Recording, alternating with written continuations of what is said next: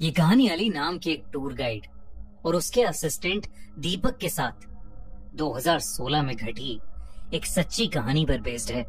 अली को बचपन से ही घूमने और कहानियां सुनाने का बहुत शौक था, जिसके चलते वो एक टूर गाइड बन गया। अली हमेशा अपने टूरिस्ट के ग्रुप को नई नई छुपी हुई जगहें लेकर जाता था और टूरिस्ट भी उसकी कंपनी बहुत एंजॉय करते थे। ऐसी ही एक छुपी हुई जगह ढूंढते हुए अली अपने असिस्टेंट दीपक के साथ मसूरी के पहाड़ों में पहुंच गया और उन पहाड़ों में थी इंडिया की सबसे हॉन्टेड जगहों में से एक लंबी दहर माइंस। अली ने डिसाइड किया कि वो इस जगह को खुद एक्सप्लोर करेगा और फिर अपने टूरिस्ट को भी एक हॉन्टेड टूर पर ले जाकर उन्हें कुछ नया और अलग एक्सपीरियंस देगा। दोनों तरफ से पहाड़ों और जंगलों से घिरी हुई लंबी दहर माइंस जितनी सुंदर थी, उससे जुड़े किस्से उतने ही डरावने थे। कई लोगों ने उसे बताया कि माइंस का इलाका सच में भूतिया है। लंबी दहर माइंस को ब्रिटिशर्स ने बनवाया था और वहाँ लाइमस्टोन माइनिंग होती थी। ब्रिटिशर्स माइन वर्कर्स को बहुत बुरी तरह ट्रीट करते थे और वहाँ काम करने की कंडीशंस बहुत ही अनसेफ थी। 1947 में अंग्रेज तो चले गए, लेकिन इन माइन वर्कर्स का एक्सप्लॉयटेशन, उनका शोषण खत्म नहीं हुआ। धीरे धीरे वहाँ काम कर रहे वर्कर्स को लंग इन्फेक्शंस होने लगे। वर्कर्स की तबीयत खराब रहती थी और वो पूरे दिन खांसते रहते थे, लेकिन फिर भी उनसे दिन रात काम करवाया जाता था। इसी वजह से 1990s तक करीब 50,000 वर्कर्स और उनके परिवार वालों की मौत हो गई। इतनी सारी डेथ्स के बाद गवर्नमेंट ने फाइनली इन माइंस को हमेशा हमेशा के लिए बंद कर दिया। लेकिन बंद होने के बावजूद लोगों को उन माइंस के आसपास से दर्द में किसी के चीखने चिल्लाने और खांसने की आवाजें आती हैं। और तो और जब से ये माइंस बंद हुई तब से यहाँ कार एक्सीडेंट्स भी बहुत ज्यादा बढ़ने लगे। कहते हैं कि तब से जब भी कोई उन माइंस के पास जाता है, या तो वो पागल हो जाता है या अपनी जान खो बैठता है। धीरे धीरे लोग मानने लगे कि वहाँ आज भी 50,000 वर्कर्स की आत्माएं कैद हैं और तभी से इस जगह को इंडिया की सबसे हॉन्टेड जगहों में से एक माना जाता है। लेकिन अली इन सब बातों में नहीं मानता था। उसे तो बस इस जगह की कहानी में दिलचस्पी थी। उसने सोचा कि ये उसके टूरिस्ट के लिए बिल्कुल ही अलग और नया एक्सपीरियंस होगा। शाम होते ही वो अपने असिस्टेंट दीपक के साथ लंबी दहर माइंस की तरफ निकल गया।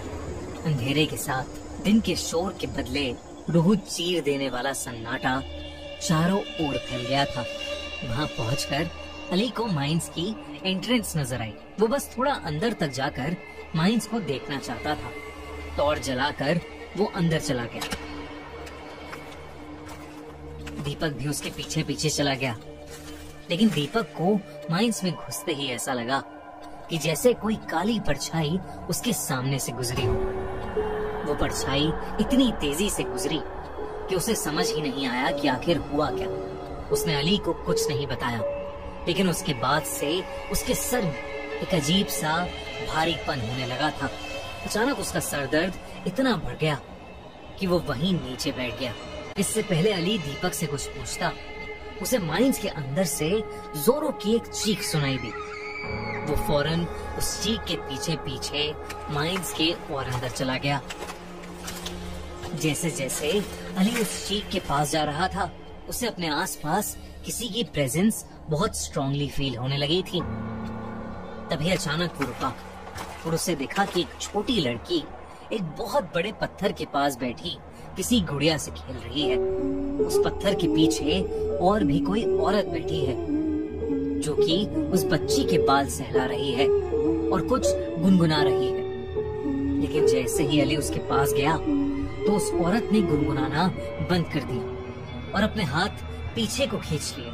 जब अली उस पत्थर के सामने पहुंचा तो उसके पैरों तले जमीन खिसक गई, क्योंकि वहाँ कोई बैठा ही नहीं था। वो बच्ची एकदम से वहाँ से उठी और चीखती हुई माइन की एक दीवार में जाकर कहीं गायब हो गई। ये वही चीख थी जिसे सुनकर अली वहां तक आया था। एक पल को अली को अपनी आंखों पर यकीन ही नहीं हुआ कि उसने अभी क्या देख लिया था। तभी अली को दिखा कि दीपक रेंगता हुआ उसके पास आ रहा है। दीपक की आंखें बिल्कुल सफेद हो चुकी थीं और वो दर्द में बुरी तरह खास रहा था। ऐसा लग रहा था कि जैसे किसी आत्मा ने दीपक को पोजेस कर लिया हो। अचानक से दीपक पागलों की तरह अपना सर दीवार में मारने लगा और हंसते हुए अली को देखने लगा। अली जो देख रहा था उसे देखकर वो घबरा उठा था। तभी अली को पीछे से एक जोर का धक्का लगा, लेकिन जब वो पीछे मुड़ा तो वहाँ कोई नहीं था। फिर अचानक ही अली माइंस के और अंदर खींचा चला गया। वो अब माइंस के और अंदर आ चुका था। जिस ढलान से फिसल के वो नीचे गिरा था, अब उस रास्ते ऊपर जाना नामुमकिन था। तो अली हिम्मत करके माइंस से बाहर निकलने का रास्ता ढूंढने लगा। एकदम से उसे बहुत सारे लोगों की आवाज आने लगी।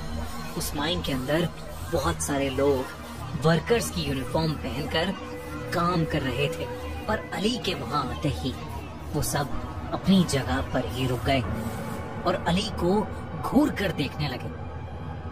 इससे पहले अली कुछ कर पाता, उन सभी माइन वर्कर्स ने एक साथ जोर जोर से दर्द में रोना और खांसना शुरू कर दिया। वो आवाजें पूरी माइन में गूंजने लगी थी। अली डर के मारे कपकपाने लगा। उसे समझ आ गया था कि वो सारी कहानियां सच हैं, जो कहती हैं कि उन माइंस में 50,000 से ज्यादा माइन वर्कर्स की आत्माएं कैद हैं। उसे ये भी समझ आ गया था कि वो सारे वर्कर्स जो उसके सामने थे वो जिंदा नहीं, बल्कि सब के सब मर चुके हैं। उन सभी वर्कर्स की आंखें लाल होने लगी और धीरे धीरे वो वर्कर्स अपना दम तोड़ने लगे। अली बस किसी तरह वहां से निकलना चाहता था, लेकिन वो रास्ता खत्म ही नहीं हो रहा था। धीरे धीरे वो माइन वर्कर्स बढ़ते गए और पूरी माइंस उन लोगों से भर गई। तब वहां अली का भी दम घुटने लगा था। उसे भी खांसी आनी शुरू हो गई थी। देखते ही देखते अली की खांसी और ज्यादा बढ़ गई और उसके मुंह से खून भी आने लगा। माइंस में मौजूद वो सभी वर्कर्स धीरे धीरे अली के करीब आने लगे। अली जोर जोर से मदद की पुकार करता गया। वो अपनी पूरी जान लगाकर सिर्फ चिल्लाता रहा और चिल्लाते चिल्लाते वो बेहोश हो गया। अली की आंख अगले दिन एक हॉस्पिटल में खुली। दीपक उसके पास ही बैठा था। उसने कहा कि उसके सर में अचानक से बहुत तेज दर्द शुरू हो गया था और इसीलिए वो माइन से बाहर निकल गया था। बाहर जाते ही उसका दर्द ठीक हो गया और वो बाहर ही बैठा अली का इंतजार करने लगा। लेकिन जब अली बहुत देर तक वापस नहीं आया तो दीपक 2-3 लोकल्स को लेकर माइंस के अंदर चला गया और उसे माइंस के अंदर एक कोने में अली बेहोश पड़ा मिला। अली ने अपने साथ हुआ पूरा किस्सा जब दीपक को बताया तो दीपक के होश उड़ गए।